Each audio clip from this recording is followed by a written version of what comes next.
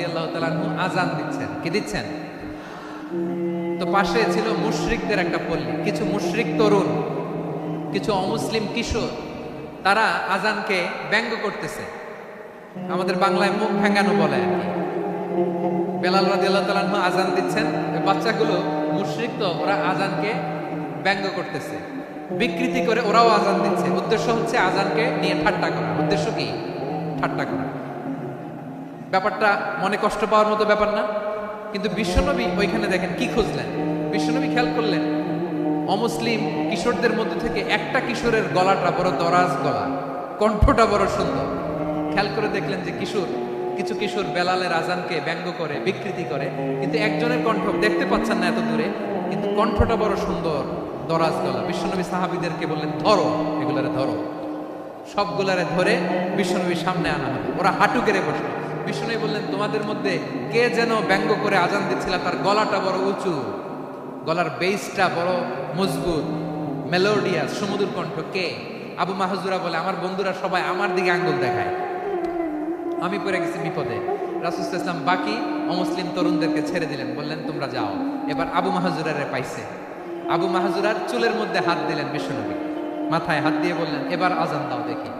আবু মাহজুরা বলে, আমি তো আজান দিতে জানি না, কারণ আমি তো বেলালেরটা শুইনা দিছি, আমার তো মুখস্থ নাই, আমি তো আজান দিতে জানি না।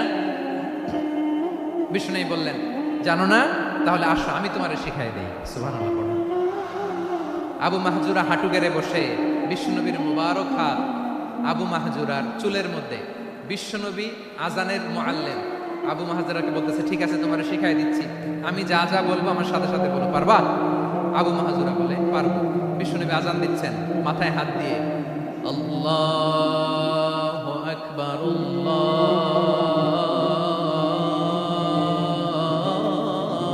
আল্লাহু আকবার।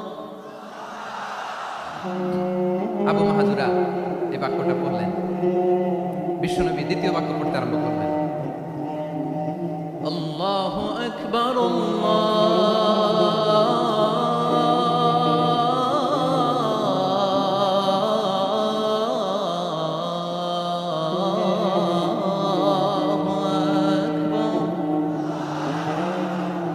আবু মাহজুরা এই বাক্যটাও বললেন। বিশ্বনবী আবু মাহজুরার মাথার মধ্যে হাত দিয়ে তৃতীয় বাক্য বললেন,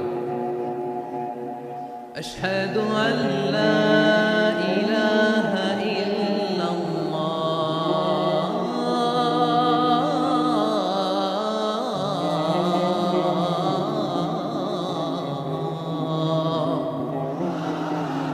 আবু মাহজুরা তৃতীয় বাক্য বললেন। বিশ্বনবী একটা বাক্য পরে আবু মাহজুরা পরে, বিশ্বনবী পরে আবু মাহজুরা পরে। আবু মাহজুরা কিন্তু অমুসলিম, মুশরিক। আবু মাহজুরা বলে, এক একটা বাক্য পড়ি আমার কলিজাটা গলে ঠান্ডা হয়ে যায়। এতদিন মোহাম্মদকে গালি দিতাম, এখন মোহাম্মদ আমার মাথায় যখন হাত রাখছে আমার সারা শরীর ঠান্ডা হয়ে গেছে। বিশ্বনবী আজান শেখাচ্ছেন, একটা একটা বাক্য পড়ে আবু মাহজুরাও পড়ে, বিশ্বনবী পড়ে, আবু মাহজুরাও পড়ে। পুরো বাক্যগুলো যখন শেষ, আজান শেষ, আবু মাহজুরাও যখন পুরো আজান পড়লেন, আবু মাহজুরা বললেন, এতদিন মোহাম্মদের চেহারা দেখলে আমার ঘৃণা লাগতো, আজ থেকে মোহাম্মদের চেহারার চেয়ে প্রিয় চেহারা আমার কাছে নাই। আবু মাহজুরা বললেন, ও মুহাম্মদ, আজানের বাক্য তো আপনি আমারে শেখালেন, এখানেই শেষ করবেন না, আপনি আমারে পড়ায় দেন, লা ইলাহা ইল্লাল্লাহ মুহাম্মাদুর রাসূলুল্লাহ সাল্লাল্লাহু আলাইহি ওয়াসাল্লাম। বিশ্বনবীর সাথে দাঁড়িয়ে উনি শাহাদা পড়ে মুসলমান হয়ে গেলেন। এবার আবু মাহজুরা বলে, ইয়া রাসূলুল্লাহ, ইয়া হাবিবাল্লাহ, আমি মুমিন হয়েছি, মুসলমান হয়েছি, আপনার কাছ থেকে আজান শিখার সৌভাগ্য আমি লাভ করেছি নবী।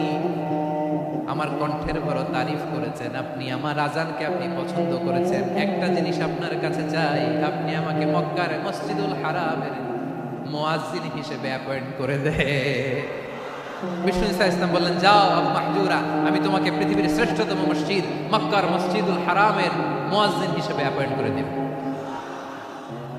দেখছেন কিভাবে ট্যালেন্ট হান্টিং করতে হয়, কিভাবে হিউম্যান রিসোর্স, মানব সম্পদকে ব্যবহার করতে হয়। আসছিল আজানকে ভেঙাইতে, আসছিল কেন? আজানকে ব্যঙ্গ করার জন্য, বিকৃত করার জন্য। আজানকে বিকৃত করতে যে ইসলামের সবচেয়ে শ্রেষ্ঠ মসজিদের মুয়াজ্জিন হয়ে গেল। পড়েন সুবহানাল্লাহ। হযরত আবু মাহজুরা রাদিয়াল্লাহু তাআলা আনহু ওনার এই সুললিত কণ্ঠ ব্যবহার করে মসজিদুল হারামে এত সুন্দর করে আল্লাহু আকবার বলে আযান দিতেন, মানুষগুলোর, মুসল্লিগুলোর, মক্কাবাসীর হৃদয়কে তিনি বিগলিত করে দিতেন। মানুষের হৃদয়কে ঠান্ডা হয়ে যেত। শুধু এখানেই শেষ না আমার যশোরের ভাইয়েরা, বিশ্বনবী যখন সাইয়েদনা আবু মাহজুরা রাদিয়াল্লাহু তাআলা আনহুকে আযান শেখাচ্ছিলেন, বলেন তো বিশ্বনবীর হাতটা কোথায় ছিল? আবু মাহজুরার মাথার সামনে, এই চুলের উপরে ছিল। আবু মাহজুরা ওই স্মৃতিটাকে ধারণ করবার জন্য, ওই স্মৃতিকে বহন করার জন্য বিশ্বনবীর মোবারক হাত আবু মাহজুরার কপালের চুলের যেই জায়গায় লেগেছে, মৃত্যুর আগের দিন পর্যন্ত আবু মাহজুরা মাথার ওই চুলে কোনোদিন ছুরি আর কামার লাগায় না, সেখানে কেচি লাগায় নাই, চুলের মধ্যে খুর লাগায় নাই। আবু মাহজুরা ডান দিকের চুল কাটতো, বাম দিকের চুল কাটতো, পেছনের চুল কাটতো, সামনের চুল কাটতো না। আবু মাহজুরা রাদিয়াল্লাহু তাআলা আনহুর সামনের চুলগুলো বড় হতে হতে যখন এত বড় হয়ে যায়, তিনি চুলগুলো পেঁচিয়ে মাথার মধ্যে রাখতেন, তারপরে তিনি পাগড়ি পরতেন। সবাই জিজ্ঞেস করতো, আবু মাহজুরা এটা আবার কেমন স্টাইল? দেখতে তোমার কি বিদঘুটে লাগে? কেমন অড লাগে? কেমন খারাপ দেখা যায়? মক্কায় এমন কোন মানুষ তো দেখি নাই, ডানে চুল কাটে, বায়ে চুল কাটে, পেছনে চুল কাটে, সামনে কাটে না। পরে আবু মাহজুরা কেমন দেখা যায় তোমারে? তুমি সামনের চুল কাটো না কেন? আবু মাহজুরা বলে, আমি হাঁটু গেড়ে পেয়ারা নবীর সামনে বসেছিলাম, আমার এই মাথার চুলের মধ্যে মুবারক হাত লাগিয়ে বিশ্বনবী নিজে আমাকে আজানের প্রতিটা বাক্য শিক্ষা দিয়েছেন।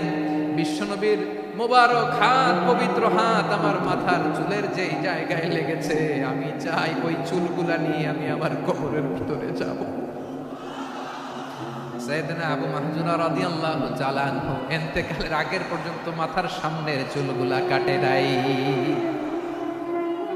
মাথার সামনের চুল তিনি কাটেন নাই। সুবহানাল্লাহ বিহামদি। কেমন ভালোবাসতেন বিশ্বনবী সাহাবীদেরকে, সাহাবারা কেমন ভালোবাসতেন বিশ্বনবীকে।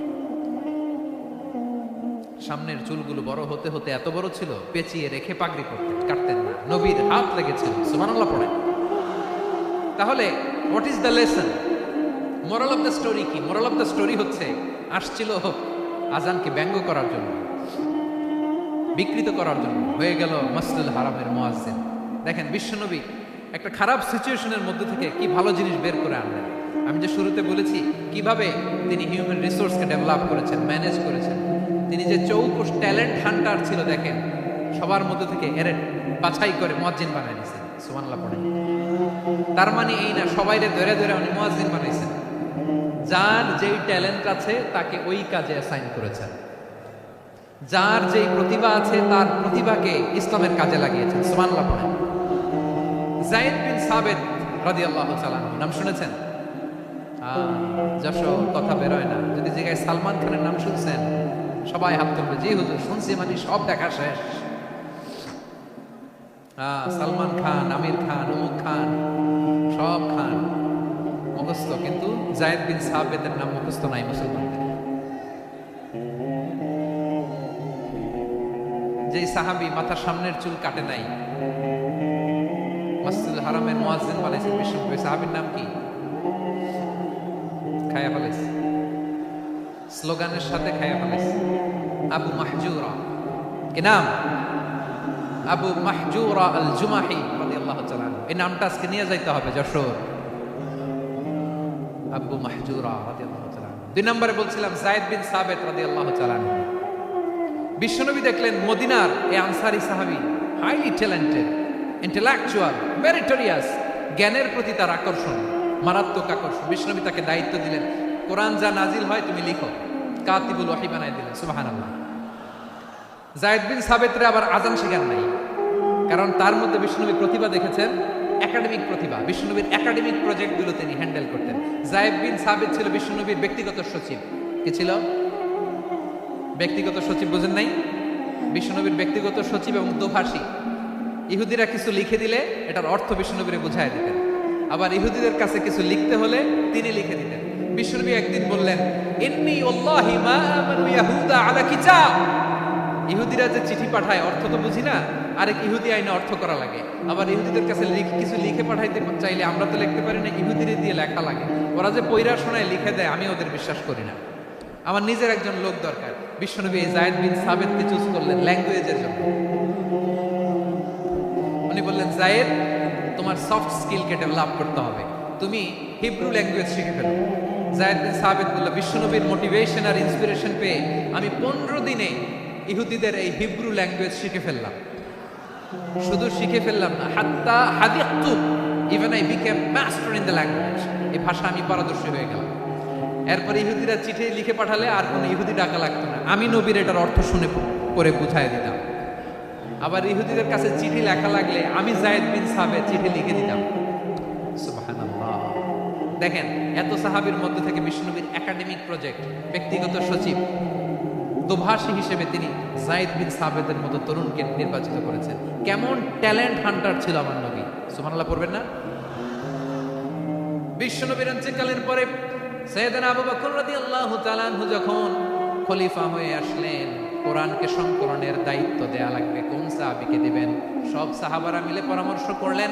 সাইয়েদনা আবু বকর, ওমর সবাই মিলে বিশাল কোরআন সংকলনের গুরু দায়িত্ব বিশ্বনবীর ব্যক্তিগত সচিব, বিশ্বনবীর দুভাষী, বিশ্বনবীর সিলেক্ট করাই লোক যায়েদ ইবনে সাবিত রাদিয়াল্লাহু তাআলা আনহুকে দিয়েছে। কোরআনের কবি তো আজকে এখানে রাখে নাই। এই যে আজকের যে কোরআন পড়েন, এটা আগে এরকম ছিল না। কোরআন নাজিল হলে সাহাবারা চামড়া, ওটের চামড়ায় লিখে ফেলতো, ওটের চ্যাপ্টা হাড্ডির মধ্যে লিখে ফেলতো, গাছের গুড়ির মধ্যে লিখে ফেলতো, বিভিন্ন জনের কাছে ছড়ানো ছিটানো ছিল। আবু বকর রাদিয়াল্লাহু তাআলা আনহু একসাথে করলেন, পরবর্তীতে উসমান রাদিয়াল্লাহু তাআলা আনহু একসাথে করলেন 114 সূরার। এখন এই মুসহাফ, এই কম্পাইলেশন, এই কপি আমরা পেয়েছি, যার হিউজ কন্ট্রিবিউশন ছিল। এই পুরো কোরআন কম্পাইলেশনের প্রজেক্ট ম্যানেজার ছিল যায়েদ বিন সাবিত রাদিয়াল্লাহু তাআলা। কোরআন কম্পাইলেশনের প্রজেক্ট ম্যানেজার, দেখেন, উনারে মাথায় হাত দিয়ে আজান শেখায় নাই। সুবহানাল্লাহ কইবেন না? তাহলে প্রথম সাহাবী আবু মাহজুরাকে মুয়াজ্জিন বানাইলেন, যায়েদ বিন সাবিতকে ব্যক্তিগত সচিব আর দোভাষী বানালেন, মুসআব ইবনে উমাইর রাদিয়াল্লাহু তাআলা আনহুকে ইসলামের প্রথম অ্যাম্বাসেডর বানালেন। তাহলে তৃতীয় নাম্বার একজন সাহাবীর নাম বলছি, মুসআব ইবনে উমাইর। মুসআব কি নাম? নামটা কেমন লাগে? এই কয়েকজনের ভাল লাগে, বাকিদের ভাল লাগে না? ভাল লাগে? এই এই আর কয়েকটা মিনিট দেওয়া যাবে না আমাকে আল্লাহর রাস্তে? হ্যাঁ, ঠিক আছে। আমি তোমাদেরকে ভালোবাসা দেখাবো, দোয়া করবো, যদি চুপ থাকো, একেবারে চুপ, কষ্ট সহ্য করো। বাকিরা যা সওয়াব পাবে তোমরা ডবল পাবা, যেহেতু কষ্ট বেশি, কিন্তু চুপ। 3 নম্বর সাহাবীর নাম মুসআব। এই ধাক্কাধাক্কি কেন? ধাক্কাধাক্কি কেন রে ভাই?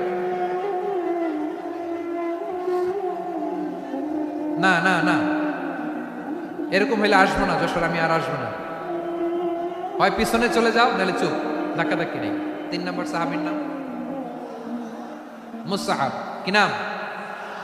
হি was the first ambassador in Islam. ইসলামের প্রথম ডিপ্লোমাট, প্রথম কূটনৈতিক, ইসলামের প্রথম কূটনৈতিক, ইসলামের প্রথম ডিপ্লোমাট, প্রথম অ্যাম্বাসেডর মুসআব ইবনে উমাইর। মক্কার তরুণ যুবক, উনি পারফিউম লাগাইলে মানুষ দেখলেই বুঝতো এটা মুসআব লাগাইছে। এমন ড্যাশিং ফেসের ছিল, এমন স্মার্ট ড্যাশিং ফেস, এমন পার্সোনালিটির মানুষ ছিল মুসআব রাদিয়াল্লাহু তাআলা। কারণ যিনি ইসলামের স্পোকম্যান হবেন, মুখপাত্র হবেন, তার স্মার্ট হওয়ার দরকার আছে না নাই? আকাবার প্রথম শপথ যখন হলো, তাদের সাথে বিষ্ণু ইসা ইসলাম মদিনাতে একজন মুখপাত্র পাঠালেন, ডিপ্লোমাটকে পাঠালেন, অ্যাম্বাসেডর অফ ইসলাম, তিনি হচ্ছেন মুসআব ইবনে উমাইর। সুবহানাল্লাহ। বিশ্বনবী দেখলেন সে অনেক স্মার্ট, তার ডেডিকেশন আছে, সিনসিয়ারিটি আছে, এবং মদিনায় যে আউস খাজরাজ গোত্রের নেতাদের সাথে ডিল করতে হবে, ইহুদিদের সাথে ডিল করতে হবে, ওখানে একজন পাক্কা জানু খেলোয়াড়ের দরকার আছে না নাই? মুসআব ইবনে উমাইর রাদিয়াল্লাহু তাআলা আনহু, ওনাকে বিষ্ণু ইসা ইসলাম চুজ করলেন। এবং বিষ্ণু ইসা ইসলামের এই চুজিংটা, এই সিলেকশনটা এত সুন্দর ছিল, তিনি মদিনাতে যে বিশ্বনবী আসার আগেই মদিনার জমিনকে তিনি উর্বর করে ফেলছেন। প্রতিটা ঘরে ঘরে কালিমার দাওয়াত তিনি পৌঁছায় দিয়েছেন। জুমার বিধান নাজিল হয়েছে কিন্তু মক্কায় পরিবেশ নাই জুমা পালনের। বিষ্ণু ইসা ইসলাম একজনকে দিয়ে খবর পাঠালেন, যাও মদিনায় মুসাবকে যে বলো, মুসাব তো আমার শিক্ষক, আমার স্পোকম্যান, মদিনাতে যেন তারা জুমা কায়েম করে। বিশ্বনবীর আগেই মুসাব মদিনার মুসলিমদেরকে নিয়ে মদিনায় প্রথম জুমা কায়েম করে ফেলছে। সুবহানাল্লাহ। ডিপ্লোম্যাটদের কেমন হইতে হয়, অ্যাম্বাসেডারের কেমন হইতে হয়, মুসাব রাদিয়াল্লাহু তাআলা আনহুর কাছ থেকে শিখে নাও। মুসাব নামটা কেমন লাগে? যশোর যাদের সন্তান হবে, ছেলে সন্তান, আমার রাস্তায় পাইলে সবাই জিজ্ঞেস করে, হুজুর একটা নাম দেন, আমার ছেলে হবে। যশোরবাসীর জন্য আমি একটা নাম দিয়ে দিলাম, নাম রাখতে হবে মুসাব। কি নাম?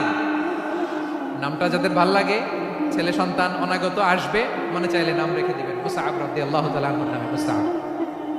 তাহলে মুসাব রাদিয়াল্লাহু তাআলা আনহুকে বিশ্বনবী ল্যাঙ্গুয়েজ শিখান নাই, সফট স্কিল শিখান নাই। যায়েদ রাদিয়াল্লাহু তিনি হিব্রু ল্যাঙ্গুয়েজ শিখেছেন, সুরিয়ানি শিখেছেন, কিন্তু মুসাবকে তিনি বানিয়েছেন the spokesman of Islam, the first diplomat, the ambassador of Islam. সুবহানাল্লাহ পড়বেন না? আব্দুল্লাহ ইবনে আব্বাস রাদিয়াল্লাহু তাআলা আনহু বিশ্বনবীর কাজিন, চাচাতো ভাই।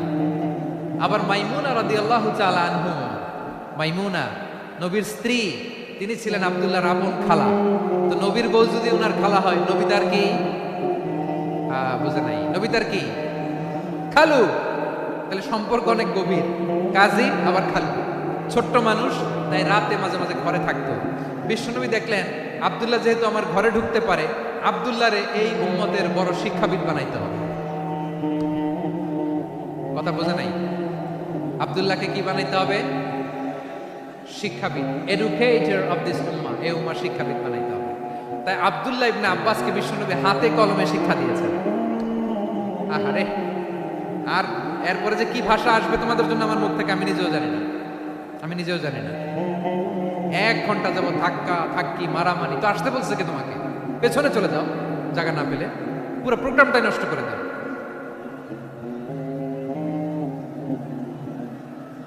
জি, আমার দিকে তাকান, আমি শেষ করে দিচ্ছি। হবে না, ইন্টেলেকচুয়াল আলোচনা এখানে হবে না, আমি বুঝতে পারছি, শেষ করে দিচ্ছি। আব্দুল্লাহ ইবনে আব্বাস রাদিয়াল্লাহু তাআলা আনহু, মনোযোগ দিয়ে কয়েকটা মিনিট শুনুন, আমি এখনই শেষ করে দিচ্ছি, এরপর আওয়াজ করবে। এই যে এগুলো কি আমি বুঝলাম না। আমি বললাম না সব করা যাবে, বসে যাও, শুয়ে যাও, চলে যাও, আওয়াজ করা যাবে না। অন্যকে বসো এটাও বলার দরকার নেই, জাস্ট এদিকে তাকাও। আল্লাহ।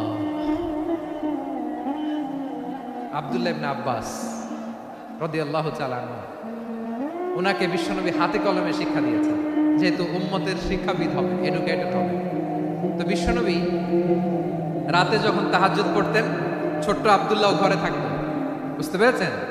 ছোট্ট মানুষ তো ঘরে থাকতো। তো বিশ্বনবী তাহাজ্জুদের জন্য একবার দাঁড়িয়েছেন, ছোট্ট আব্দুল্লাহ ওযু করে দাঁড়াইছে। আচ্ছা বলেন তো, ইমাম আর মুসল্লি মোট যদি 2 জন হয়, একজন ইমাম একজন মুসল্লি, তো মুসল্লি ইমামের কোন দিকে দাঁড়াবে? ডানে দাঁড়াবে। ছোট্ট আব্দুল্লাহ বোঝে নাই, বিশ্বনবী তাহাজ্জুদ শুরু করেছেন, উনি একতেদা করছেন আর দাঁড়াইছেন বায়ে। কোথায় দাঁড়িয়েছেন? আব্দুল্লাহ বলেন, যখন আমি বায়ে দাঁড়ালাম, আখাযা রাসূলুল্লাহ সাল্লাল্লাহু আলাইহি ওয়াসাল্লাম উযুনি আল ইয়ুমনা ইয়াফতিলুহা, বিশ্বনবী নামাজরত অবস্থায় আমার কান ধরে টেনে আমার ডান দিকে এনে দাঁড় করায় দিলেন। পড়েন সুবহানাল্লাহ। দেখেন, হাতে কলমে শিক্ষা। আর জীবনে ভুলাবে? কথা কয় না, আর ভুলাবে? আর ভুলাবে না। এভাবে বিশ্বনবীর অনেক সঙ্গ পেয়েছেন, সফর করেছেন, একই বাহনে বসেছেন, এক বাহনে বসে লম্বা নসিহত করেছেন, বলেছেন, ইয়া গোলাম ইহফাদিল্লাহ ইয়াহফাজকা, ইহফাদিল্লাহ তাজিদহু তুজাহাক, ইদা সাআলতা ফাসআলিল্লাহ ওয়া ইদা ইসতাআনতা ফাসতাইন বিল্লাহ। আল্লাহর বিধান মানো, আল্লাহর বিধান রক্ষা করো, আল্লাহ তোমায় রক্ষা করবে। আব্দুল্লাহ, চাইতে হলে আল্লাহর কাছে চাও, সাহায্য চাইতে হলে আল্লাহর কাছে সাহায্য চাও। মনে রাখো, গোটা বিশ্বের সবাই যদি তোমার সাহায্য করতে চায়, ততটুকুই করতে পারবে যতটুকু আল্লাহ তোমার নসিবে রেখেছে। গোটা বিশ্ব যদি তোমার বিরুদ্ধে ষড়যন্ত্রে দাঁড়িয়ে যায়, ক্ষতি ততটুকু করতে পারবে যতটুকু তোমার জন্য বরাদ্দ আছে, এর বাইরে কিছু করতে পারবে না। আওয়াজ করে বলেন ঠিক কিনা? এভাবে হাতে কলমে শিখিয়েছেন, বিশ্বনবীর সঙ্গ পেয়েছেন। ওনাকে বিষ্ণু ইসলাম শিক্ষাবিদ, এডুকেটর অফ দিস উম্মাহ হিসেবে সিলেক্ট করেছেন, হাতে কলমে শিখিয়েছেন। বিশ্বনবী একবার প্রকৃতির ডাকে সাড়া দিয়ে এসেছেন। এখন কি করতে হবে? নামাজের জন্য অজু করতে হবে। বিশ্বনবী এসেই দেখেন অজুর বদনায় পানি ভরা, খুশি হয়ে গেলেন, বললেন কে রেখেছে পানি? একজন বলল আব্দুল্লাহ রেখেছে। বিশ্বনবী অত্যন্ত খুশি হলেন, খুশি হয়ে একটা দোয়া করলেন, বললেন আল্লাহুম্মা ফাক্কিহু ফিদ্দীন ওয়া আল্লিমহু তা'ওয়ীল। আল্লাহ তুমি আব্দুল্লাহকে দ্বীনের বুঝ দিও আর কোরআনের তাফসীর শিক্ষা দিও। বিশ্বনবীর এই দোয়া এমন লাগছে, উনি রাইসুল মুফাসসিরিন, এই পৃথিবীতে যত মুফাসসির ছিল, যত মুফাসসির আসবে, সকল মুফাসসিরের সম্রাট হিসেবে স্বীকৃত হয়েছেন আব্দুল্লাহ ইবনে আব্বাস। বিশ্বনবী ওনারা আজান শিখান নাই, বিশ্বনবী ওনারা ল্যাঙ্গুয়েজ শিখান নাই, বিশ্বনবী ওনারা অ্যাম্বাসাডর বানান নাই, হাতে কলমে শিক্ষা দিয়েছেন। ছোট্ট মানুষ বিশ্বনবী ইন্তেকাল করলেন, আবু বকরের সময় গেল, ওমরে ফারুকের খেলাফত, তখনও তিনি তরুণ। ওমরে ফারুক রাদিয়াল্লাহু তাআলা আনহু ওনার ক্যাবিনেট মিনিস্ট্রির বৈঠকে এই আব্দুল্লাহ ইবনে আব্বাসকে পাশ দিয়ে বসায় রাখতেন। বয়স্ক সাহাবারা এটা পছন্দ করতো না, তারা বলতো ঘটনা কি, আব্দুল্লাহর মতো ছেলে নাতি আমাদের আছে, এরা কেন রাখে ওমরে ফারুক? ওমরে ফারুক এটা টের পেলেন, তিনি বুঝতে পারলেন যে ক্যাবিনেট মেম্বাররা এটা পছন্দ করে না, ছোট্ট আব্দুল্লাহরা কেন রাখি, কেন যে রাখি এটা একদিন বুঝাবো। একদিন মিটিং এ তিনি সবাইকে বললেন ইদা জাআ নাসরুল্লাহি ওয়াল ফাতহ। এই আয়াত দ্বারা উদ্দেশ্য কি বলেন তো মুরব্বী সাহাবীরা? এক সাহাবী বলেন এই সূরা দ্বারা উদ্দেশ্য, আল্লাহ বলেছেন আমাদেরকে বিভিন্ন ল্যান্ড, বিভিন্ন এলাকা বিজয় করতে হবে। ওমরে ফারুক বললেন না, হয়নি। আরেকজন বললেন বিজয় হওয়ার পর আমাদের বেশি বেশি আল্লাহর বরত্বের ঘোষণা দিতে হবে, এটা উদ্দেশ্য। ওমরে ফারুক বললেন না, হয় নাই। যারা জিজ্ঞেস করেন কেউ পারে না। সব শেষে বিশ্বনবী ছোট্ট আব্দুল্লাহরে বলেন আব্দুল্লাহ ইদা জাআ নাসরুল্লাহি ওয়াল ফাতহ, এর দ্বারা উদ্দেশ্য কি বলো তো? ছোট্ট আব্দুল্লাহ বলেন হুয়া আজালু রাসূলিল্লাহ। এই আয়াত দ্বারা বিশ্বনবীর বিদায়কে উদ্দেশ্য নেওয়া হয়েছে। ওমরে ফারুক বলেন হাদা হুয়া, এটাই তো সঠিক উত্তর, এটাই সঠিক তাফসীর এই আয়াতের। কারণ ইদা জাআ নাসরুল্লাহি ওয়াল ফাতহ, যখন আল্লাহর সাহায্য আর বিজয় আসবে, ওয়া রাআইতান নাসা ইয়াদখুলুনা ফি দীনিল্লাহি আফওয়াজা, আপনি দেখবেন দলে দলে ঢলে ঢলে বানের পানির মতো মানুষ ইসলামের দিকে ঢুকতেছে, ইসলামের বিজয় হয়েছে। তো ইসলামের বিজয়ের মিশন নিয়ে নবী আসছে, বিজয়ী যখন হয়ে গেছে এখন তো নবীর বিদায় হবে। জোরে বলেন ঠিক কিনা? কোন সাহাবী এই সূক্ষ্ম কথাটা ধরতে পারে নাই, ওই আব্দুল্লাহ ছাড়া। আব্দুল্লাহ যখন উত্তর দিছে সব সাহাবীদের টনক নড়েছে। এরপর থেকে কোন ক্যাবিনেট মিটিং এ আর কোন সাহাবারা কোনো প্রশ্ন করে নাই, আওয়াজ করে পড়েন সুবহানাল্লাহ। বিশ্বনবী আব্দুল্লাহ ইবনে আব্বাসকে দ্য এডুকেটর অফ দ্য উম্মাহ, উম্মার শিক্ষাবিদ হিসেবে গ্রহণ করেছেন। আওয়াজ করে পড়তে হবে আল্লাহু আকবার। সাহাবীদের নামগুলো মনে থাকবে? এক নম্বরে আবু মাহজুরা, মুয়াজ্জিন বানাইছেন। যায়েদ ইবনে সাবিত, দোভাষী, ট্রান্সলেটর অফ প্রফেট, এবং তিনি ছিলেন বিশ্বনবীর ব্যক্তিগত সচিব। Musab ibn Umair, the first ambassador and diplomat of Islam. Abdullah ibn Abbas, এই উম্মার সবচেয়ে বড় এডুকেটর, শিক্ষাবিদ। আরেকজন ছিল আব্দুল্লাহ ইবনে মাসউদ রাদিয়াল্লাহু তাআলা। দুই আব্দুল্লাহ, আব্বাস গেল, আরেকজন হচ্ছে মাসউদ। মক্কার তরুণ, ছাগল পালতো মুশরিকের। বিশ্বনবী আর আবু বকর রাদিয়াল্লাহু তাআলা আনহু একবার গেলেন, যে দেখে এই তরুণ দাঁড়ায় আছে। বিশ্বনবী বলেন আমি খুব ক্ষুধার্ত, তোমার কাছে কি দুধ আছে ছাগলের? আব্দুল্লাহ আছে, ওয়ালাকিন আনা মু'তামান, যে দুধ আছে এটা আমানতের, আমি দিতে পারবো না। বিশ্বনবী এইটা শুনেই তারা টার্গেট করে ফেলছে। আনা মু'তামান, দুধ আছে কিন্তু এটা আমার মালিকের, আমি তো দরদ দেখাই, আমার মালিকের দুধ আপনি পথিক, আপনারা দিতে পারি না। বিশ্বনবী টার্গেট করে ফেলছেন, এরে আমার কাজে লাগাইতে হবে। বিশ্বনবী বললেন আচ্ছা ঠিক আছে, দুধ দিও না, কিন্তু এমন ছাগি আছে কিনা যেই ছাগির সাথে কোনো ছাগলের মিলন হয় নাই, তার ওলানে দুধও আসে নাই, বাচ্চাও নাই, এরকম ছাগির থেকে যদি আমি দুধ খাই তাহলে তো সমস্যা নাই। বলতেছে এরকম ছাগির থেকে দুধ খাইলে সমস্যা নাই, কারণ এরকম ছাগির ওলান থেকে দুধ আসবেও না। বলতেছে ঠিক আছে, এরকম একটা ছাগি নিয়ে আস। নিয়ে আসা হলো। বিশ্বনবী বিসমিল্লাহ বলে ওই ছাগির ওলানে হাত দিলেন। হাত দিতে দেরি, পুরো ওলানটা দুধে ভরে যেতে দেরি হয় না। বিশ্বনবী আর আবু বকর রাদিয়াল্লাহু তাআলা আনহু দহন করে পেট ভরে খেলেন। এই দৃশ্য আব্দুল্লাহ ইবনে মাসউদের হৃদয়ে দাগ কাটলো। এই মুজিজা দেখে তিনি বললেন আশহাদু আল্লা ইলাহা ইল্লাল্লাহ ওয়া আশহাদু আন্না মুহাম্মাদুর রাসূলুল্লাহ। তিনি ষষ্ঠ মুসলিম ছিলেন, 6 নম্বর মুসলমান। ওনাকে টার্গেট করে বিশ্বনবী দেখলেন এমন ইন্টেলেকচুয়াল ব্রেন, উনি সূক্ষ্ম সূক্ষ্ম জিনিস বুঝে বেশি, ফিকহি জ্ঞান ওনার মধ্যে বেশি। বিশ্বনবী ওনাকে কোরআনের জ্ঞান শিক্ষা দিতে লাগলেন। উনি বিশ্বনবী সবার কাছে কোরআন শোনায়, কিন্তু বিশ্বনবী নিজে আব্দুল্লাহ ইবনে মাসউদের কাছ থেকে কোরআন শুনতো। বিশ্বনবী একবার বললেন ইকরা আলাইয়া ইয়া মাসউদ। ইবনে মাসউদ একবার শোনাও তো কোরআন দেখি। আব্দুল্লাহ ইবনে মাসউদ বলে আকরাউ আলাইকা ওয়া আলাইকা উনজিল। নবী আপনার উপর কোরআন নাজিল হয় আর আমি আপনার সামনে কোরআন পড়ব। বিশ্বনবী বললেন ইন্নী উহিব্বু আন আসমাআহু মিন গায়রি। আমি নিজে পড়তে যেমনি ভালোবাসি, অন্যে পড়ুক আমি শুনবো, এটাও আমি ভালোবাসি। সূরা নিসা তিনি তেলাওয়াত করে শুনিয়েছেন। এমন সূক্ষ্ম সূক্ষ্ম বিষয় বিশ্বনবী উনাকে ধরিয়ে দিয়েছেন, উনি হয়ে গিয়েছেন আব্দুল্লাহ ইবনে আব্বাস হয়েছেন রাইসুল মুফাসসিরিন, উনি হয়ে গিয়েছেন ফাকিহুল উম্মাহ। উনার চাইতে বড় ফকি এই পৃথিবী আর দেখবে না, চিল্লায় বলেন সুবহানাল্লাহ। উনি বলতেন ওয়াল্লাহি ওয়াল্লাহি ইল্লাযী লা ইলাহা গায়রু মা উনজিলাত সূরাতুন ইল্লা ওয়া আনা আ'লামু আইনা উনজিলাত ওয়া ফীমা উনজিলাত। বিশ্বনবী এমন ভাবে কোরআনের দার্স আমাকে দিয়েছেন, কোরআনে যত সূরা নাজিল হয়েছে যেখানে নাজিল হোক না কেন আমি জানি এটা কোথায় নাজিল হয়েছে এবং কোন প্রেক্ষাপটে নাজিল হয়েছে। এমন একটা সূরা নাই যে সূরার কোথায় নাজিল হয়েছে আমি মাসুদের জানা নাই, কোন প্রেক্ষাপটে নাজিল হয়েছে আমার জানা নাই। এরকম ঘটবে না, চিল্লায় বলেন আল্লাহু আকবার। এই আব্দুল্লাহ ইবনে মাসউদ রাদিয়াল্লাহু তাআলা ওমর ফারুকের সময় কুফার চিফ জাস্টিস ছিলেন। কুফা নগরীর চিফ জাস্টিস। চিফ জাস্টিস বুঝেন নাই? বিচারপতি। কি ছিলেন? সবাই বলে নাই কি ছিলেন? বিচারপতি ছিলেন। এবং ওনার যে ফিকহি জ্ঞানের ধারা, এটাই আলকামা, ইব্রাহিম আন-নাখাই, হাম্মাদ ইবনে সুলাইমান হয়ে ইমাম আবু হানিফা পর্যন্ত পৌঁছেছে। এবং ওনার ফিকহি জ্ঞানের ধারাই হানাফি মাযহাবে অ্যাকসেপ্ট হয়েছে। আজও এগুলো হানাফি মাযহাবে চর্চিত হয়। হানাফি মাযহাবের সব ফিক আব্দুল্লাহ ইবনে মাসউদের ফিকহি জ্ঞানের ধারা থেকে নেওয়া হয়েছে, চিল্লায় পড়েন সুবহানাল্লাহ। তাহলে উনাকে বিশ্বনবী বানিয়েছেন জুরিস্ট, আইনবিদ, ফাকিহ। উনারে আজান শিখান নাই। হিউম্যান রিসোর্স ডেভেলপমেন্ট কিভাবে করবেন, মানব সম্পদের উন্নয়ন কিভাবে করতে হয়, কিভাবে যার যেখানে প্রতিভা কাজে লাগাতে হয় উনি দেখিয়েছেন। সুবহানাল্লাহ পড়বেন না? খালিদ বিন ওয়ালিদ নাম শুনছেন? কে কে শোনেন নাই হাত তোলেন। কি ছিলেন? বীর যোদ্ধা ছিলেন খালিদ বিন ওয়ালিদ। কিন্তু তিনি ইসলাম ধর্ম গ্রহণ করেছেন অনেক দেরিতে, 8ম হিজরিতে। তার মানে 8ম হিজরির আগে উনি মুশরিকদের পক্ষে লড়াই করেছেন। উনার হাতে কত মুসলিম সাহাবী যে নিহত হয়েছে হিসাব নাই। বিশ্বনবী টার্গেট করে রাখছে, তুমি আমাদের মুসলিমদের এত ক্ষতি করলা, তুমি যখন মুসলমান হবা তোমার দিয়ে আমি এমন কাম করামু যে এটা আর কেউ করতে পারবে না। সুবহানাল্লাহ নাই? যশোর ক্লান্ত হয়ে গেছে।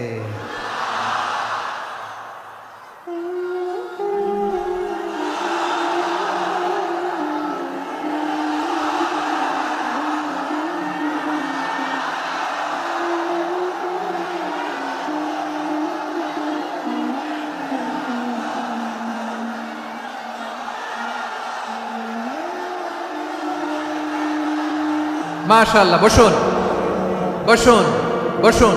খালিদ বিন ওয়ালিদ রাদিয়াল্লাহু তাআলা 8ম হিজরিতে মুসলিম হয়েছেন, মক্কা বিজয়ের আগে। তো মক্কা বিজয়ের আগে যখন মুসলিম হয়েছেন, এর আগে কি করছেন? কাফিরদের সাথে যুদ্ধ করেছেন। উনি উহুদের যুদ্ধে মুসলমানদের যে পরাজয় ভাব, কঠিন পরিস্থিতির মুখোমুখি উনার কারণে পেছন থেকে এমন আতর্কিত আক্রমণ করেছেন, মুসলমানদেরকে কচুকাটা করেছেন। 8ম হিজরিতে আল্লাহ তাআলা হেদায়েতের নূর দিয়ে ওনার হৃদয়টাকে উজালা করে দিলেন। লা ইলাহা এটা এমন বাণী যার হৃদয়ে একবার টাচ খাবে, এইটা থেকে সে আর পালিয়ে বেড়াতে পারে। ঝিনুকের ভেতর লুকিয়ে থাকে যেমন মতি, ঝিনুকের ভেতর লুকিয়ে থাকে যেমন মতি, কলমা শাহাদাতে আছে আল্লাহর জ্যোতি, কলমা শাহাদাতে আছে আল্লাহর জ্যোতি। ঠিক কিনা বলেন? মক্কা বিজয়ের আগে মুসলিম হলেন, হওয়ার পরে বিশ্বনবীর টার্গেট ফুলফিল হলো। ওই যে টার্গেট করে রেখেছেন আর দোয়া করেছেন, খালিদ বিন ওয়ালিদ যদি মুসলিম হয় তাকে আমি মিলিটারি চিফ বানাবো। ওনাকে আজান শিখান নাই, ওনার কান ধইরা নামাজের এই মাথা থেকে ওই মাথা আনান নাই, ফিকহি কোরআনের সূক্ষ্ম তাফসীর ওনারে শিখান নাই, অ্যাম্বাসেডর বানান নাই। বিষ্ণু ইসলাম ওনাকে সামরিক অভিযানে প্রেরণ করেছেন। সামরিক অভিযানে তিনি প্রেরণ করেছেন। ওনার জীবদ্দশায় ওনার নেতৃত্বে যতগুলো যুদ্ধ হয়েছে, একটা যুদ্ধেও তিনি পরাজয় বরণ করেন নাই। ওমরে ফারুকের সময়কালে তিনি চিফ অফ মুসলিম মিলিটারি, মানে মুসলিম সেনাপতি হয়েছেন। যশোর আওয়াজ করো, ঠিক কিনা বলো? সেনাপতি, মুসলিম সেনাপতি। তাহলে কিভাবে হিউম্যান রিসোর্স ব্যবহার করতে হয় গোটা বিশ্ব আমার নবীর কাছ থেকে শিখে নাও। খালিদ বিন ওয়ালিদ, ওনাকে বিশ্বনবী একটা উপাধি দিয়েছেন। উপাধিটা হচ্ছে সাইফুল্লাহিল মাসলুল, আল্লাহর নাঙ্গা তরবারি, আল্লাহর খোলা তরবারি, দ্য ওপেন সোর্ড অফ আল্লাহ। খালিদ বিন ওয়ালিদ, মুসলিম সেনাপতি। হাসান বিন সাবেত নাম শুনছেন? দেখি উনি কি ছিল বলেন। রাসূলের সভা কবি, কালচারাল হিজিমনিকে ডিফিট করার জন্য উনি ভালো অস্ত্র চালানো জানতেন না, ওই কাজে উনি যেতেন না। ওনার ছিল কাব্য প্রতিভা। কাব্য প্রতিভা, কাফিররা কবিতা দিয়ে নবীকে গালি দিত। বিশ্বনবী বলতেন, ইয়া হাসান আজিব আন রাসূলিল্লাহ, তুমি নবীর হয়ে কাফেরদের এই কথাগুলোর জবাব দাও। বিশ্বনবীর একটা মিম্বার ছিল, বিশ্বনবীর মিম্বারের পাশাপাশি মসজিদে নববীতে এই হাসান বিন সাবেতের জন্য বিশ্বনবী একটা স্পেশাল মিম্বার বানিয়ে দিয়েছেন। এখান থেকে তুমি জবাব দাও। এবং বিশ্বনবী বলেছেন, আল্লাহুম্মা আইয়িদহু বিরূহিল কুদুস। আল্লাহ, হাসান আমার পক্ষে জবাব দেয়, তুমি জিব্রাইল মারফত তাকে সাহায্য পাঠাইয়া দিও। রাসূল সাল্লাল্লাহু আলাইহি ওয়াসাল্লামের সভা কবি, the poet of the prophet, নবীর কবি। উনি কবিতা দিয়ে এমন উচ্চাঙ্গের ভাষায় কবিতা দিয়ে তিনি জবাব দিতেন, কাফিরদের গা শিহরে যেত, তাদের হৃদয়ে আগুন ধরে যেত। তাহলে এরকম কবিরও দরকার আছে না নাই? এখন যাকে আল্লাহ দিছে কাব্য প্রতিভা, এরা যদি আপনি যুদ্ধের ময়দানে পাঠান হবে? যারে দিছে সুরেলা গলা, এরা যদি অ্যাম্বাসেডর বানান হবে না। হাসান বিন সাবিত ছিলেন বিষ্ণু সাল্লাল্লাহু আলাইহি ওয়াসাল্লামের কবি। হুযায়ফা ইবনুল ইয়ামান বিশ্বনবীর গোয়েন্দা বিভাগের প্রধান। কিসের প্রধান? হুযায়ফা ইবনুল ইয়ামান। ওনার ছিল ডিটেকটিভ মাইন্ড, ডিটেকটিভ মাইন্ড, গোয়েন্দা বিভাগের প্রধান। এবং উনি হচ্ছেন সাহিবু সিররি রাসূলিল্লাহ, রাসূল সাল্লাল্লাহু আলাইহি ওয়াসাল্লামের গোপন তথ্যের ধারক বাহক। নবীর যেই কথা কেউ জানে না, সব হুযায়ফার পেটের ভিতরে ছিল। সুবহানাল্লাহ পড়েন। মদিনার যত ইহুদিদের একটা লিস্ট ছিল, এই লিস্ট শুধু দুইজন জানতো, বিশ্বনবী আর হুযায়ফা। সুবহানাল্লাহ পড়বেন না? তাহলে ওনাকে কোন দায়িত্ব দিছে? কোন বিভাগ? যশোর। আওয়াজ করো, কোন বিভাগ? গোয়েন্দা বিভাগের হেড ছিল। খন্দকের যুদ্ধে প্রচন্ড আজকের মতো শৈত্য প্রবাহ, মাটি খনন করতে করতে সাহাবীদের পেটে ক্ষুধা নাই, দাঁড়াইতে পারে না নামাজের জন্য, এত ক্লান্ত, ক্ষুধা, ক্লান্ত, শ্রান্ত। বিশ্বনবী বললেন, কে আছো? এই কঠিন শীত, এই ভয় আর ক্ষুধার মধ্যেও খন্দকের পরীক্ষার টপকে শত্রু শিবিরে যে আমাকে তথ্য দিবা, কে আছো? কারো গায়ে শক্তিই নাই যে দাঁড়াবে, কেউ দাঁড়ায় না। বিশ্বনবী তখন নিজে হুযায়ফাকে ডাক দিলেন, হুযায়ফা, যে আমাকে আজকে শত্রু শিবিরের তথ্য এনে দিবে, সে জান্নাতে আমার মোরাফাকা, আমার সঙ্গী হবে। হুযায়ফা রাদিয়াল্লাহু ইবনুল ইয়ামান জীবনের ঝুঁকি নিয়ে এই ক্ষুধা, শৈত্য প্রবাহ, কোল্ড ওয়েভসকে উপেক্ষা করে পরীক্ষা টপকে শত্রু শিবিরে যে সবার কথাগুলো চুপে চুপে শুনে বিশ্বনবীর দরবারে এসে গোয়েন্দাদের মতো তথ্য সরবরাহ করেছে। বিশ্বনবীর গোয়েন্দা বিভাগের প্রধান হুযায়ফা ইবনুল ইয়ামান ইন্টেলিজেন্স বিভাগ চালাতেন। মুনাফিকদের নাম ওনার কাছে ছিল। মুআয ইবনে জাবাল মদিনা রাষ্ট্রের সবচেয়ে সিনিয়র আমলা ছিলেন। আমলাতন্ত্র চিনেন তো? প্রশাসনিক কাজ যারা চালায়, অ্যাডমিনিস্ট্রেশন বোঝেন না? The department of administration. মদিনার রাষ্ট্রের সিনিয়র আমলা মুআয ইবনে জাবাল মুতাখাসসিসুন ফিল হালাল ওয়াল হারাম, হালাল হারামের স্পেশালিস্ট ছিলেন। বিশ্বনবী উনাকে ইয়ামানের গভর্নর করে পাঠাইছেন। বলেছেন, ইন্নাকা তা'তি কওমান আহলা কিতাব, এমন গোষ্ঠীর কাছে যাবা এরা ইহুদি নাসারা, আগে শাহাদা পড়লে এরপরে নামাজের দাওয়াত দিও, নামাজ পড়লে যাকাতের দাওয়াত দিও। গভর্নরের অ্যাটিটিউড যেমন থাকে তেমন অ্যাটিটিউড ধরে রেখো। সুবহানাল্লাহ পড়েন। তাহলে মুআয ইবনে জাবালকে দিয়ে বিশ্বনবী কবিতা লেখায় নাই, চিঠি লেখায় নাই, আজান দেওয়ায় নাই। সুবহানাল্লাহ পড়বেন না? সব শেষ সাহাবী বলি আবু হুরায়রা রাদিয়াল্লাহু তাআলা আনহু, নাম শুনছেন? বিড়ালের বাবা। কি করতেন? খালি হাদিস মুখস্থ করতেন। উনি বলতেন, আলজামু রাসূলুল্লাহ আলা মিল ইবাতনি, আমার শুধু পেটের ক্ষুধার বন্দোবস্ত হইলে আমি নবীর সঙ্গ ছাড়তাম না। আমার আনসার সাহাবারা ক্ষেত খামারের কাজ করতো, আমার মুহাজির সাহাবারা ব্যবসা করতো, আর আমি নবীর সাথে সাথে থাকতাম। শুধু সকাল বিকাল দুই বেলা যদি আমার খাবারের বন্দোবস্ত হয়, আমি আর নবীর লক ছাড়ি না। সুবহানাল্লাহ কইবেন না? 5374টা হাদিস তিনি বর্ণনা করেছেন। সবচেয়ে বেশি হাদিস বর্ণনাকারী সাহাবী। হাদিস প্রিজার্ভেশনের কাজে বিশ্বনবী ওনাকে কাজে লাগিয়েছেন। উনি একদিন বলেন, ইয়া রাসূলুল্লাহ আসমাউ মিনকা কাসীরান ফালা আহফাজু, নবী অনেক কথা শুনি আমার মনে থাকে না। বিশ্বনবী বললেন, তাই? উবসুত রিদাক, তোমার চাদরটা বিছাও। আবু হুরায়রা বিছালেন, বিশ্বনবী হাত বুলায় দিলেন, এরপরে অনেক হাদিস বর্ণনা করলেন। আবু হুরায়রা বলে, তারপর থেকে বিশ্বনবী যাই বর্ণনা করে আমি শুনি আর একটাও বলি না। এখন সুবহানাল্লাহ। বিশ্বনবী ওনাকে হাদিস প্রিজার্ভেশন, নবীর এই যে লক্ষ্য হাদিস প্রিজার্ভেশনের এই দায়িত্ব দিয়েছেন সাইয়েদনা আবু হুরায়রা রাদিয়াল্লাহু তাআলা আনহুকে। প্রিয় ভাইরা, তাহলে 10 জন সাহাবীর কথা যে বললাম, আপনারা কি খেয়াল করেছেন কত বড় ট্যালেন্ট হান্টার, চৌকস ট্যালেন্ট হান্টার ছিল আমার নবী। এক একজনের এক এক ট্যালেন্ট এক এক কাজে অ্যাসাইন করেছেন, এক একজনকে এক এক দায়িত্ব দিয়েছেন, এক একজনের প্রতিভাকে এক একভাবে বিকশিত হওয়ার সুযোগ দিয়েছেন। আওয়াজ করে বলেন ঠিক কি না? এখন আমার পর্দার আড়ালে আমার মায়েরা বলবে, এতগুলো পুরুষ সাহাবীর কথা বললো, নারী সাহাবীরা কি কিছু করে না? হ্যাঁ, একজন নারী সাহাবীর কথা বলে মোনাজাত হবে, দোয়া ছাড়া কেউ যাব না। রুফাইদা আল আসলামিয়া রাদিয়াল্লাহু তাআলা আনহা, ওনার বাবার নাম সাআদ আল আসলামি। বিশ্বনবী কি খেয়াল করলেন দেখেন, সাআদ ছিল মদিনার বড় ডাক্তার।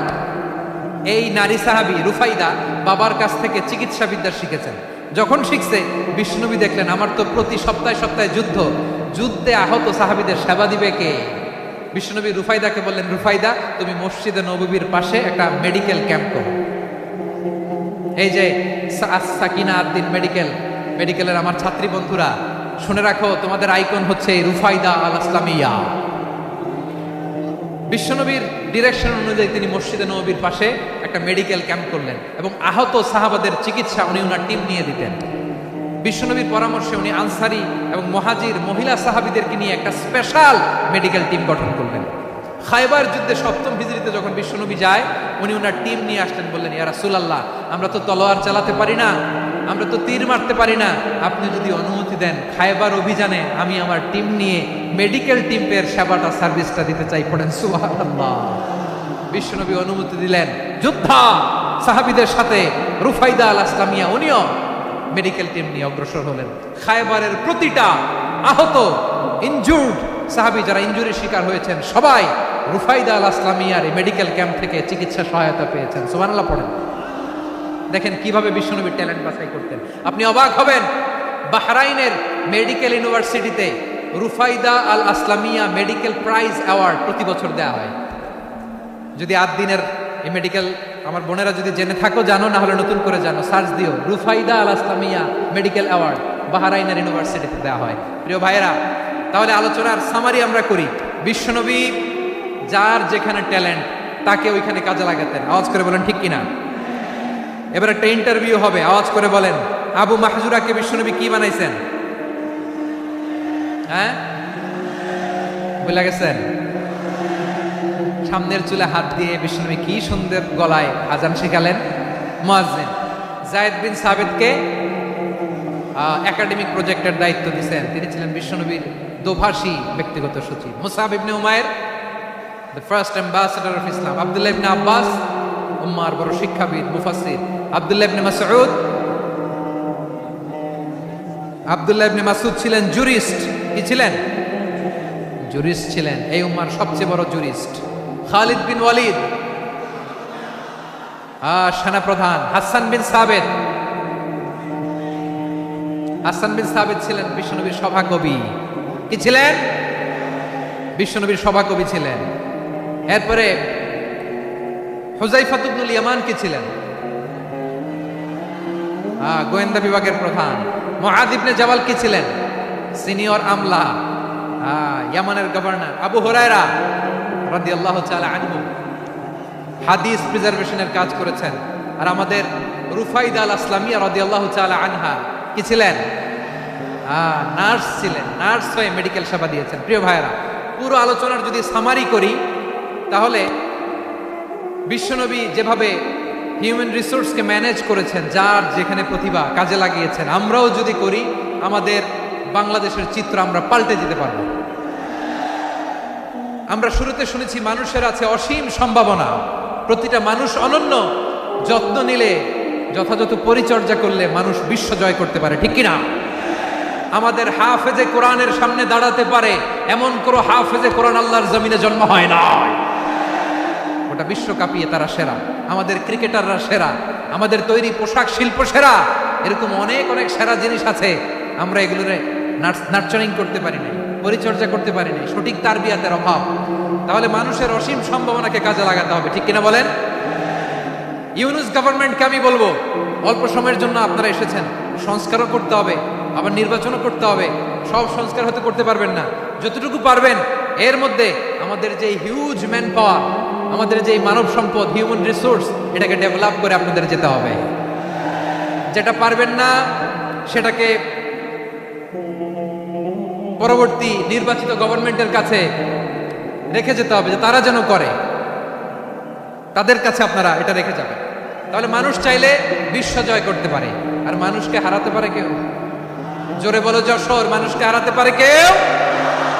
আল্লাহ আমাদেরকে জনসংখ্যা দিয়েছেন প্রিয় ভাইয়েরা। এই জনসংখ্যা অনেক বড় সম্পদ, এটা আমাদের জন্য অভিশাপ নয়, আশীর্বাদ।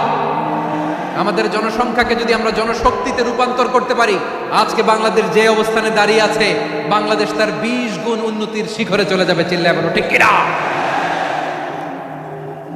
আমাদের শ্রমিক ভাইয়েরা বাইরে কাজ করে, আমাদের শ্রমজীবী ভাইয়েরা, প্রবাসীরা, তাদের ব্যাপারে গুরুত্ব দিতে হবে। আমাদের শ্রমের দাম সবচেয়ে কম, সবচেয়ে কম। তারা এম্বাসিতে গুরুত্ব পায় না, এয়ারপোর্টে গুরুত্ব পায় না। এই সরকার অবশ্য তাদেরকে অনেক গুরুত্ব দিচ্ছে। আমাদের অদক্ষ শ্রমিককে যখন আমরা দুবাই পাঠাই, অল্প বেতন পায়, কিন্তু ইন্ডিয়ানরা দক্ষ শ্রমিক পাঠালে তার 3 গুণ বেতন পায়। আমরা আমাদের শ্রমিকদেরকে অদক্ষভাবে আর পাঠাতে চাই না, দক্ষ শ্রমিক পাঠিয়ে আমরা রেমিটেন্সের বন্যা বইয়ে দেব। আমাদের শ্রমিকদের পাঠানো রেমিটেন্সের টাকায় সচল থাকে আমার দেশের অর্থনীতির চাকা। তাদেরকে সবচেয়ে গুরুত্ব দিতে হবে। আমরা পেয়েছি ফ্রিডম ফাইটার, মুক্তিযোদ্ধা, আর আমার প্রবাসী ভাইরা হচ্ছে রেমিটেন্স ফাইটার। জোরে বলো ঠিক কিনা? তাহলে আমাদের এই জনশক্তিকে জনসম্পদে ট্রান্সফর্ম করতে হবে, ঠিক কিনা বলেন? সরকার জনগণকে এভাবে পলিশ করতে হবে। মা বাবারা ছেলে মেয়েদের মধ্যে কার কোন যোগ্যতা, তাকে ওইভাবে কাজে লাগাতে হবে। সবার এ প্লাস পাওয়ার কোনো দরকার নেই। আমাদের দেশে একটা টেন্ডেন্সি আছে, পরীক্ষায় এ প্লাস না পাইলে তুই কি করলি, পাশের বাড়ির ছেলে এ প্লাস পাইছে, যা ওর পা ধোয়া পানি খা। কি খা? আমি ভাবছি যে পা ধোয়া, এ প্লাস পাওয়া ছেলেদের পা ধোয়া পানির একটা পানির ব্র্যান্ড বানাইতে হবে, এরকম লেখা থাকবে, এ প্লাস পাওয়া ছেলেদের পা ধোয়া পানি। খাওয়া নাই, এগুলার খাওয়া নাই। ওরে আল্লাহ এ প্লাস পাওয়ার জন্য বানাইছে, আর আপনার ছেলেকে এই এ প্লাস গুলারে নিয়ন্ত্রণ করার জন্য আল্লাহ বানাইছে। ওকে দিয়ে আল্লাহ কি করবে আপনি জানেনই না। একটা এ প্লাস, একটা এ গ্রেড একটা মানুষের জীবনকে ঠিক করে দিতে পারে না। আপনার ছেলেকে আল্লাহ অন্যদিকে যোগ্যতা দিয়েছে। ওদের মনোবল ভাঙবেন না, খবরদার, খবরদার। ছেলে মেয়েদের মনোবল ভাঙবেন না। যাকে দিয়ে যেটা হবে তাকে দিয়ে সেটা করতে হবে, তার প্রতিভাকে সেভাবে কাজে লাগাতে হবে। তাহলে বাংলাদেশ, আমাদের এই জনসংখ্যা জনসম্পদে রূপান্তরিত হবে। আমাদের সরকারের তত্ত্বাবধানে আমাদের 18 কোটি জনগণ দক্ষ জনশক্তিতে রূপান্তরিত হোক, আমরা চাই কি চাই না? আমরা ভালো মানুষ, শ্রেষ্ঠ মানুষ হতে চাই কি চাই না? ওই জাপানিজদের মতো সৎ, ওই ইউরোপিয়ানদের মতো কালচার, আমাদেরকে আল্লাহ তাআলা কোরআন সুন্নাহ অনেক কিছু দিয়েছেন। যেহেতু বর্তমানে আমরা দেখছি তারা সৎ, তাদের মধ্যে ভ্যালু আছে, সেগুলো আমাদের মধ্যে আনার দরকার আছে না নাই? আর ইসলাম দিয়ে আমাদের জীবনকে সাজাতে হবে, ইসলাম দিয়ে আমার পরিবারকে সাজাতে হবে। ইসলাম থেকে, কোরআন থেকে প্রেসক্রিপশন না নিলে জীবন সুন্দর হবে না। কোরআন থেকে প্রেসক্রিপশন না নিলে সমাজ সুন্দর হবে না। কোরআনের প্রেসক্রিপশন না মানলে রাষ্ট্র সুন্দর হবে না। কোরআনের প্রেসক্রিপশন অ্যাপ্লাই না করলে শুধু দুর্নীতি দমন কমিশন দিয়ে দুর্নীতি বন্ধ করা যাবে না। এজন্য কোরআনের আইন আমরা চাই কি চাই না?